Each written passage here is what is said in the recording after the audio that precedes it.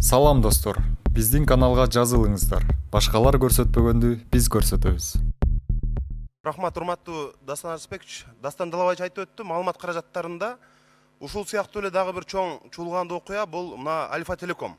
Мегакомдон жаңы эле түзүлүп аткан Кыргыз Телекомдун КТ Mobile уюлдук компаниясы 345 миллион сом алып, эч иш жок, бирок килейген суммадагы айлыктарды алып отурушканы тууралуу мына коомчулукка чыкты. Биз дагы мүмкүн болсо парламент ушуга реакция кылып түзүшүбүз керек. Эмне үчүн мамлекеттик ишкана, дагы бир мамлекеттик ишканадан жөн эле жерден 345 миллион алыш керек. Ошого биз сөзсүз парламенттик комиссия түзүп, муну текшеришибиз керек. КТ Mobile артында кимдер турат? Биздин угушубузга караганда өкмөт башчынын жакын туугандары деген сөздөр чыгып атат. Туугандары, алардын балдары, бажалары деген маселелер чыгып атат. Ошонун баарын териштирип коюшубуз керек. Ошон үчүн парламент буга дагы менимче өзүнчө бир комиссия түзүшү керек деп ойлойм. Рахмат. Рахмет, Жанарбек Кубанычбекович, мен каршы эмесмин. Болгону регламент менен кетели. Эгерде фракциянын чечими же болбосо тийиштүү комитеттин чечими болсо, комиссия түзүү боюнча палатага алып чыгыңыздар, аны палата чечип берет. Биринчи микрофон. Рахмат, Дастан Арыспекович, урматтуу эл өкүлдөрү, урматтуу өкмөттүн өкүлү, урматтуу президенттин өкүлү. Мен Жанар Кубаныч айткан сөздү кошоюн дедим эле да, мен ушул улуу Рамазан айында унчукпай эле коеюн дедим эле, бирок кечеги Альфа Телеком менен Кыргыз Телекомдун ортосундагы пайда болгон КТ Mobile'дагы эрендердин алган айлыгын көрүп, мен унчукпай коюуга тура албадым да, үйгө да жатып тура албадым. Чакалайдын чак түшүндө 345 миллион сом акчаны уурдап атса, анан биз ушундай улуу айда айткан уят деп унчукпай отура берсек, биздин өзүбүздү уурдап кетиши мүмкүн да. Эми парламенттик комиссия отпой, парламенттик комиссияга чейин депутаттык ушул жерде мен сүйлөп, транспорт комитетинде комиссия түзүлгөн. Аны мен жетектегем. Ошол кезде менин кесиптештерим колдобой койгон, кол койбой койгон. Кыргыз Телекомдун ичиндеги кыңыр иштери боюнча мен аныктама жазып чыксам, эч ким көңүл бербей койгон болчу. Ал жерде 8 кылмыш иши бар деп Коопсуздук кеңешинин башчысы Дамир Сагынбаев мага жазса, мен ошону ушул жерден айтсам, мени алдамчы кылып, тигини жалганчы кылып сотко берип, бүгүн мен соттошуп жүрөм.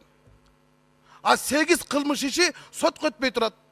Мына ошол жерде КТ Mobile да бар болчу, арда Актел да бар болчу. Ошол жерде сатылган жыштыктар миллиардтаган акчага деген мандемдер бар болчу. Мамлекеттин Коопсуздук кеңешинин катчысы мага жазып атат. 8 кылмыш иши жөнүндө. Мен ошону ушул жерде айттым.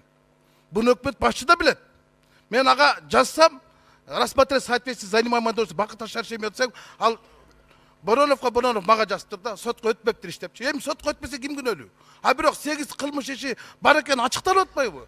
Аны Коопсуздук кеңешинин башчысы, башкы прокурордун орун басары, АКСтин башчысы мага жазып атат да. А биз бүгүн 345 миллион сомду уурдатып алып, унчукпайт. Ошон үчүн тармактык комитетте карап, парламенттик комиссия түзүү боюнча сунуш киргизем. Рахмат. Рахмат. Саламатсыздар, урматтуу депутаттар. Урматтуу депутаттар, азымна айлыктар боюнча Жанар Кубанычбекович жана Рыскелди Ченебекович айтып кетпедиби? Мен ушул маселени мындай бир глобально карасак деп көтөрөт элем. Мен фракциянын чечими деп айтып атасыздар, биз мына фракциянын чечим чыгарабыз.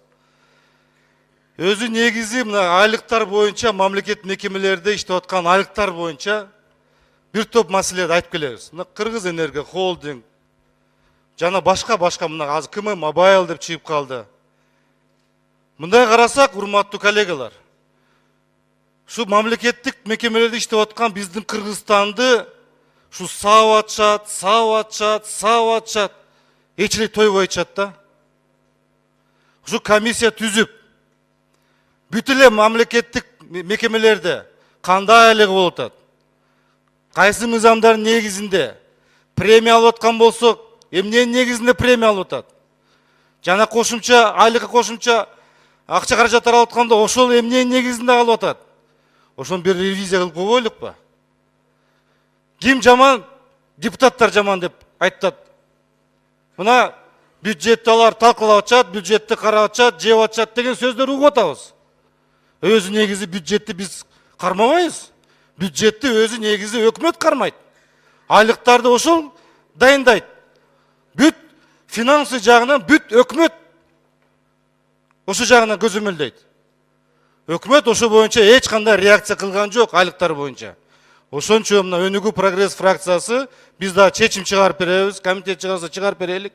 Ошо боюнча биз толугу менен Кемобайл болсун, Кыргыз энергия холдинг болсун, бардыгы ушул айлыктар боюнча ревизия кылып чыгайлы. Чоң рахмат.